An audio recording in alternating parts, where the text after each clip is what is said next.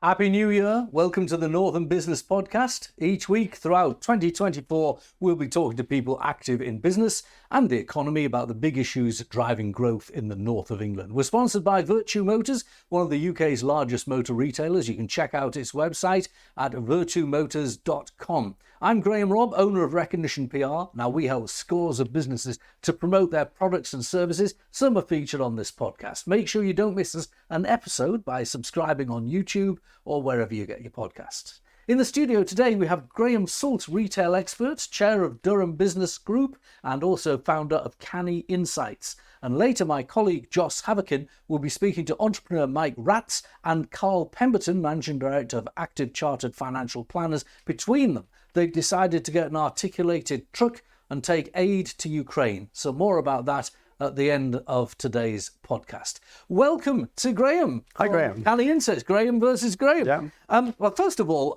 it's a great time to talk retail because we just had the Christmas rush. Yes. And we've also got the January sales. Yep. So lots to talk about because you're a retail specialist.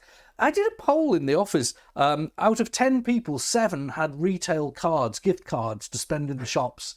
And I noticed that when we look at the research, that retail in the month of December and November was pretty good. The data was up.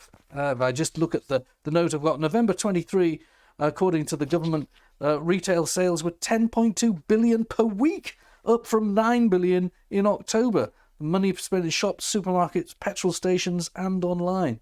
What's your take on the state of retail as we go into the new year? Yeah, I think given all the challenges that everyone is facing, both at the business side and in terms of consumers having stretched finances, I think it's remarkable how robust a lot of retailers are proving to be. And that is really encouraging. And we've seen, I think, today that Audi and Lidl are reporting record sales over Christmas, and hopefully we'll see more updates in the coming weeks of businesses that have done really well.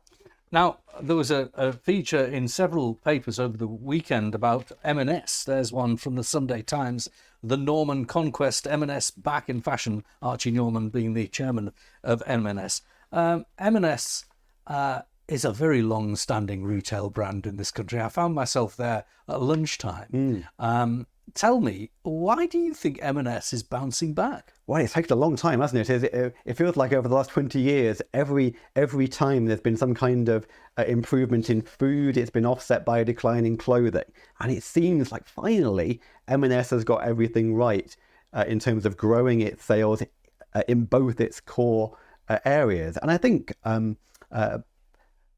part of that is down to some really good leadership. And so Stuart Machin, who is in charge now, is really good at seeming to understand what the customers want and improving and renewing the business in a way that maybe hasn't happened before. And the challenge of M&S, of course, is to win over new customers at the same time as not losing those who have supported it all along. And by and large, they seem to be doing that quite well. In the town I live, the M&S food outlet is adjacent to an Aldi food outlet. And it's a sort of high-low kind of business park, retail park, where you can go in, and I do this myself. I go and buy toilet rolls and washing powder and things in Aldi, and then go and buy other products in M&S. And I was buying meat in M&S and then noticed the Aldi meat was quite cheap. And it was an interesting contrast of shoppers that are not willing to be as segmented as they once were. Absolutely. People have stopped doing a weekly shop at one big retailer, and they're quite happy to kind of be like a magpie and pick out bits of different places. And I suppose where Audi and M&S are both succeeding is that in different ways they both offer really good quality and really good value. Now, just looking at the general economy, I'm just going to cast a couple of positives into the arena and tell me if you think these positives are potentially going to impact on retail and help it lift, or if they're sort of a little bit tangential. Long-term interest rates are starting to settle down. Most of the newspapers at the beginning of the new year have said that you can now get a 2-year mortgage at nearly 1% less than just a few weeks ago. From this weekend, national insurance cuts for everyone who is in work and pays national insurance apply. That's around £450 per person per year, or 40 quid a month. And inflation has come down to under 4%. Now, are those things tangible? Will they feed through, if you add them all up, into retail in this country? Yes, I suppose ultimately it stands to reason that if consumers are feeling like they've got a bit more money in their pockets, it is going to filter through into spending. And the challenge over the last year has been that everything has almost aligned in a way that has made people feel like they haven't got spare cash to spend. So any signs of improvement are going to be welcome as far as retail spending is concerned. And also, of course, if interest rates are lower and inflation is lower but still high, it's better for businesses too, because at the moment one of the big challenges that lots of businesses face, particularly in hospitality actually, is the whole cost of business, and plenty of hospitality businesses are doing as well as they possibly can in terms of bums on seats, but just the costs of paying staff and buying everything is so prohibitive in many cases. Now, when it comes to retail, we just read out the data from the government about how much was spent in retail and so on, but retail is so fragmented now. I went into a high street during the Christmas holiday between Christmas and New Year, Northallerton, absolutely packed. I drove through another high street and it was almost deserted. There seems to be sets of towns that have got it right and some towns that it just hasn't happened for. Yeah, and sometimes it is down to the demographic and the spend in the locality, of course. There are some places that inherently are serving poorer communities and haven't got the ability to attract the kind of upmarket names that you might see in Northallerton. But I think it does come down to offering the right things in your community, in your locality. And there are plenty of maybe kind of more down at heel towns, you might say, that still have a fantastic independent offer, in that they offer shops and services that are really appreciated by those who live and work there. Now, the real reason I wanted you to come on the programme today, as well as to talk about the retail of the last couple of weeks, was your very unique research into the shop Woolworths. Yes. Now, most people watching and listening to this podcast will remember Woolworths, but actually, for people who are maybe younger, Woolworths closed 15 years ago. I couldn't believe it when I read your research. Yeah, it's 15 years ago on Saturday. Right. Now, you've been doing an exercise following the progress of the sites that Woolworths once occupied. Summarise what brought you into doing that exercise and what you found.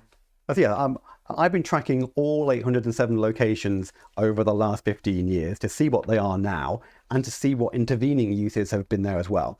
And I suppose if people ask me, why on earth are you doing this, Graham? I guess the reason is that 15 years ago, I was out and about in high streets, I was seeing what was happening, and it felt like a big deal because Woolworths had been around for almost a century. And here was a retailer that employed 27,000 people, that lots of people had worked and shopped at for decades, and it was going all in the space of a few weeks. And that was what really kind of prompted my interest in seeing what that legacy was and what happened next. Now, the Woolworths story at the time was used to flag up the failure of the high street, the trend for internet shopping, the high business rates, the footfall decline. And it was a totem for a disaster in retail. But when you look at these 807 sites, what did you discover about their current use? Well, what is really encouraging is that most of them are still in use. So I think only 74 of those sites are fully vacant, which is about 9%, which is lower than the vacancy rate generally across the country. And what is really interesting is that actually of those that are occupied, still the vast majority are in retail use. So it shows that actually, although Woolworths clearly had many kind of flaws, one of the flaws that it didn't have was its location, because all these new occupants have come and mopped them up. Now, for our viewers, not listeners, we're showing a little bit of a few photographs of you visiting some of these sites. Oh, yeah. And you've got shops like Poundland, Iceland, factory shops. One of the distinguishing characteristics from the photographs you supplied was that many of them are British-owned retailers that have entered the retail market comparatively recently. Yeah, absolutely, because it's easy to forget that 15 years ago, B&M, for example, was still a really small retailer. No one had heard of it, particularly at the point where it began mopping up lots of Woolworths sites. And certainly Poundland and Iceland and Wilko used the demise of Woolworths to grow their own estates and become more prominent. So it is a really interesting way of looking at who has been the kind of big stories of growth over the last 15 years. One of the other things that, from my life, I'm coming up to 60 now, and Woolworths was always a staple. It was in every high street of every town I lived in. But it was always, in the 1960s, 70s and 80s, occupying prime locations. And it appears today that those former sites are no longer the prime locations. It's not that Woolworths itself moved, but the towns and the locations changed as well. Yeah, it's a good point. Over its 99-year history, Woolworths often moved location as well. So every time a new shopping centre was built in a city centre, it would move with it and move around to find the best spots. But you're right. I think some of the sites that Woolworths had, weren't as prime as they once were. And what we're seeing in my stats now is that more and more independents are being able to take over some of the Woolworths sites. Partly because independents on the high street are growing anyway, but also because some of these sites have become more affordable comparative to where they were before. Yes, exactly. So if a site now is not prime, does that affect its business rating, and should it? Yes, well, certainly when business rates were revalued last April, quite a lot of retail sites, certainly in the northeast, had the amount of rateable value reduced. So it means that the rates were now less. So that, of course, is a positive thing. I think there's a whole debate to be had around whether business rates are the right way of billing people. But certainly, if business rates are less, it makes it much more likely that a store will stay or invest in the high street. Now, I was telling you at the beginning of the interview about the number of my staff that had gift cards for Christmas, retail gift cards. Yeah. So I just a simple dipstick survey of 10 of my staff. 7 had retail cards, and of the 7, half of them were only online. That was quite interesting, and the retail cards. So again, going to the rates situation, there has been an attempt by the government to look at that, but it hasn't really come off. It hasn't really met the aspirations of bricks and mortar retailers, has it? No, I suppose not. I think a lot of bricks and mortar retailers will tell you that actually what is needed is some kind of root and branch reform, and a solution that isn't just a sticking plaster on the fact that we have online retail now, but actually looks at retail as a whole and says, if we were thinking of a way of taxing this now, what would it look like? And I think many people are hoping that if we do have a Labour government in the future, they have promised to replace business rates. We'll have to see what ideas they come up with, but I would like to think it would be something that isn't just tweaking around the edges, but actually thinks, how can we make this really fit for purpose? Right. Now, going back to the Woolworths research, you pointed out that a very small number are fully vacant, but there was quite a lot of churn in these retail sites, wasn't there? Yeah. So retailers they're not necessarily as rooted and certain over the 15 years you've surveyed them as maybe they had been in the past. Absolutely. As Woolworths in some cases had been trading in the same location for like 90 years or in many cases half a century. And what we're seeing now is that actually it's surprising how many of the occupants now are the same ones who moved in after Woolworths' demise. It's just under half. But actually, what we also see is that retailers like Poundland, B&M aren't scared to move around. And so what we're seeing in many cases is that Poundland, for example, is mopping up some of the former M&Co and Wilko sites, and is relocating sometimes from sites it took over from Woolworths because it's looking for bigger locations where it can showcase its wider range and the clothing offer that it has now. So I think all those days of very long, very expensive leases that Woolworths had lots of are long gone, and Poundland and B&M and the others are doing much better at cutting really good deals where they have the flexibility to move around if they want to. Now, let's address two sort of divergent issues. Across the north of England, a lot of these towns deals have happened. Towns fund, government through levelling up and so on, there's towns funds to try and enliven town centres. Yet in some areas, I think in big cities like Manchester, where they've got out of town at a Trafford Centre, or even Teesside, where the mayor is allowing Teesside Park to redevelop with its own new station and extra car parking and more works on the traffic systems. They're not necessarily in conflict, but they're sharing the same pounds spent in the shop, aren't they? Yeah, absolutely. And certainly, as you know, I do lots of work in Durham, and certainly for Durham City Centre, one of the big challenges isn't so much kind of online retail as the giant retail park on the edge of town. But it's no good worrying about that too much, because we can't change it now. It's there. And so what places like Durham are doing are thinking, okay, how can we give consumers and give visitors an experience they can't get at the Arneson Centre? And you can do your shopping at the Arneson Centre, and there's free parking, it's very convenient and easy, but it doesn't have any soul, it doesn't have any character, it doesn't stimulate the senses. And that's where real town centres and real places can really capitalise. Do you think that message is now ingrained into public policy in lots of local authorities, or is it given lip service? It's one of those things that looks good on a politician's social media site to support the town centre, but when it comes to actually doing it, sometimes cash money needs to be spent on public realm, cash money needs to be spent on parking, maybe freeing up cost of parking where parking seen as a tax. Is it, in your experience, something that's real and happening? Yes, I think to be fair to the current government, they have done a lot of work around high streets and supporting and promoting high streets, both in terms of all the capital projects you've mentioned, which are good, but at the same time, one of the biggest gaps that I find through my work as a high streets task force expert, where I've been sent to towns and cities all over the country, is often you lack that kind of local leadership or capacity, indeed, because so many local authorities have been stripped back.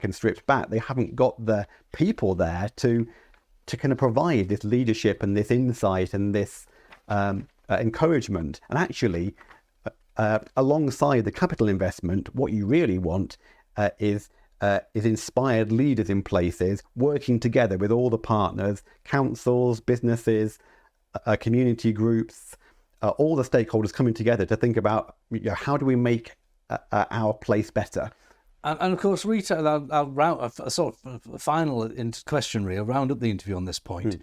Retailers themselves can take part in that, can't they? Through, if they wish, they can vote for, and in many cases have, business improvement districts. Yes. In the northeast, there's Sunderland, there's I think there's still one in Durham, might be wrong there, but there's certainly one in Newcastle. That's right. And around the north of England generally, you're seeing business improvement districts, not necessarily in the big cities, but Newcastle there is, but do those make a difference? I think they do, and the fact that in many cases we see them renewed after the 5-year mandate, as Durham's was renewed last year for another 5 years, and they do play an important part in providing that leadership, in being a forum where you can bring together all the key business and community interests, and doing stuff, organising events, like adding extra cleaning and all the stuff that is really important. Because I always say, if we want people to get off their smartphones and off their laptops, we have to make it worth their while. And part of that is about making sure our town centres are attractive and safe and enjoyable.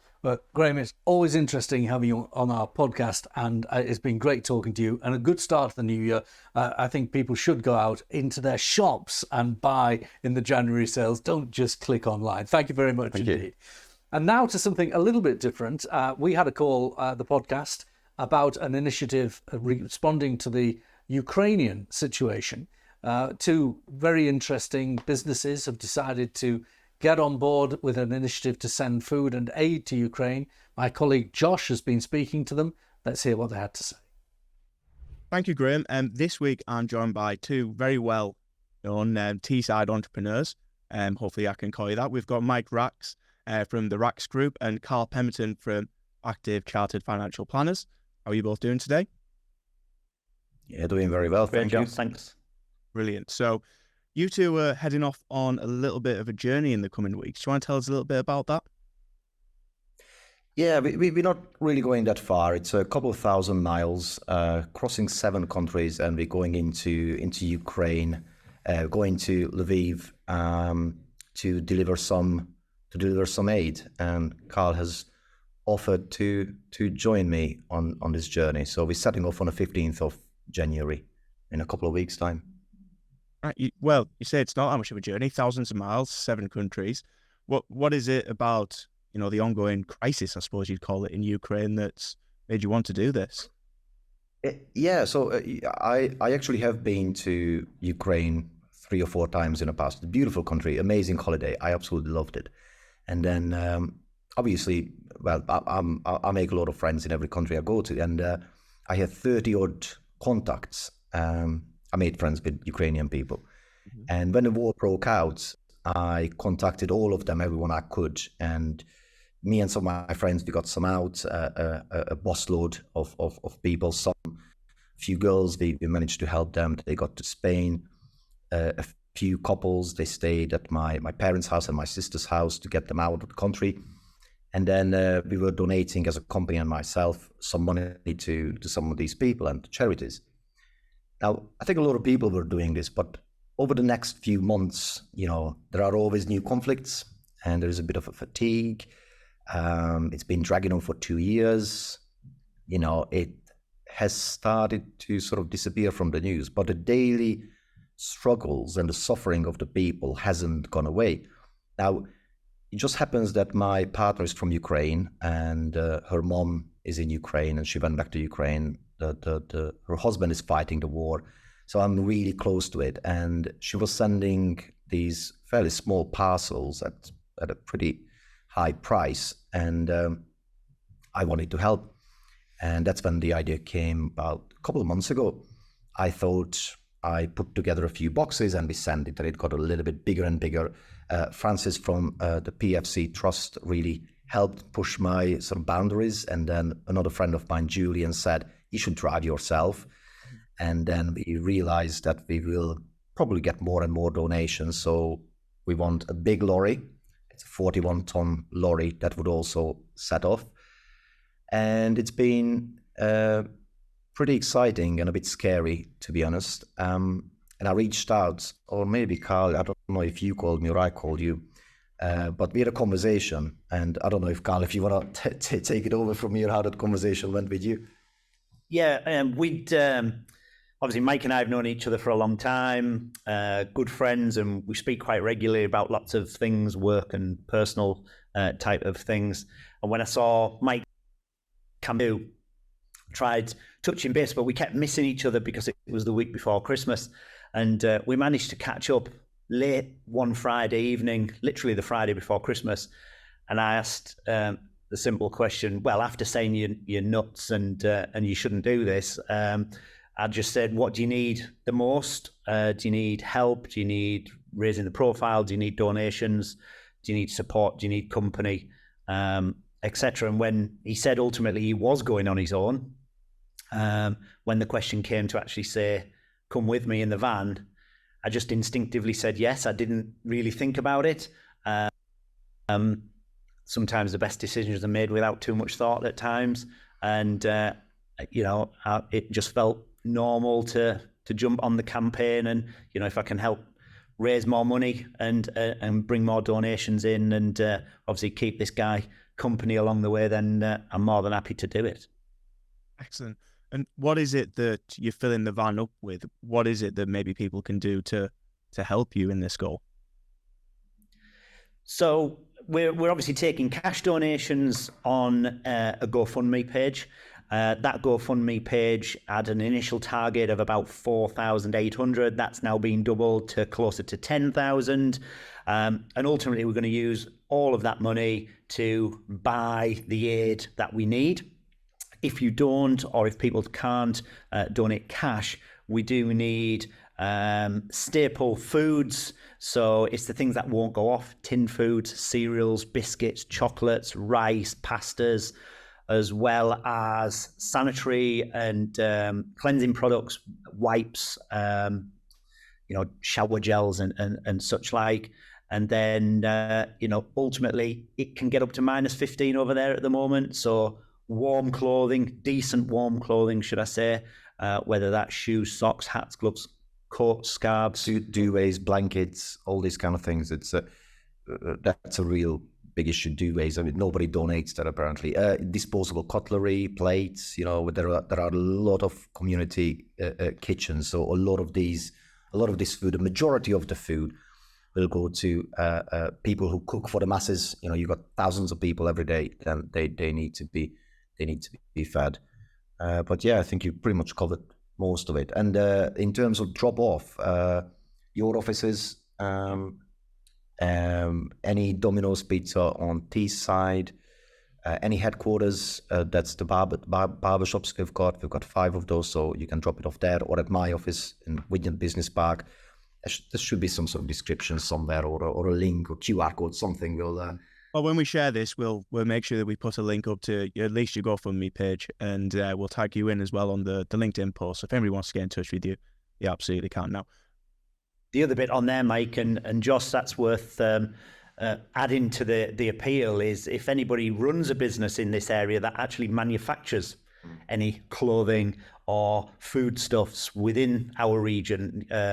We know there's some big manufacturers out there or some big wholesalers out there that has this type of stuff. We gratefully appreciate donations from them.